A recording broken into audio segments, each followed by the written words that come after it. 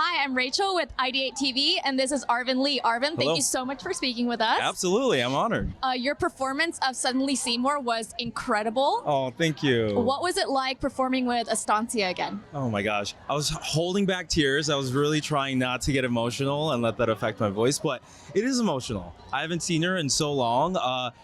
The Assassins process was such a crazy, arduous, time-intensive process where we built so much chemistry, and so it felt like we were right back in that on stage tonight. Yeah, I could feel the chemistry. How did you come up with the intro for?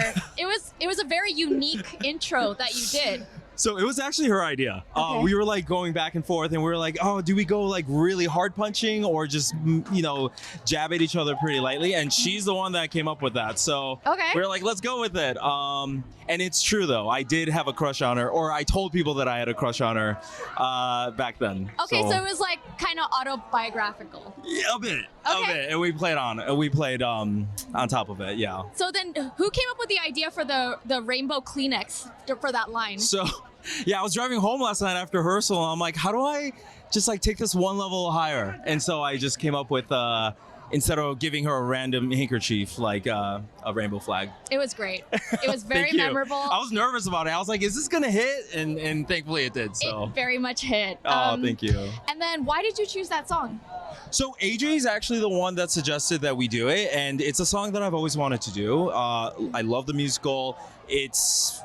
I haven't personally seen the musical, but it's something that I would love to play one day, and so I thought it was a perfect fit. Okay. Yeah. And you've been on so many different shows, Arrested Development, Station 19. Oh, wow. I guess, you did your research.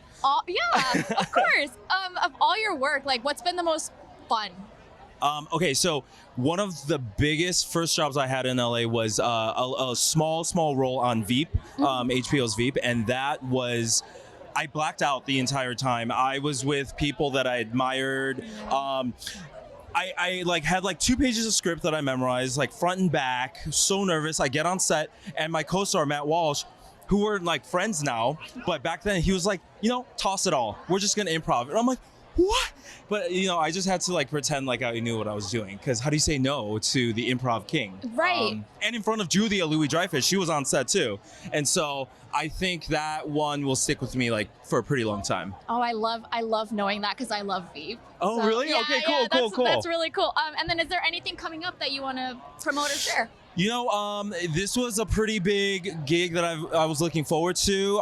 Still auditioning, still going out for parts, but I recently, during the strikes, started a company called Feast Your Eyes, and it's...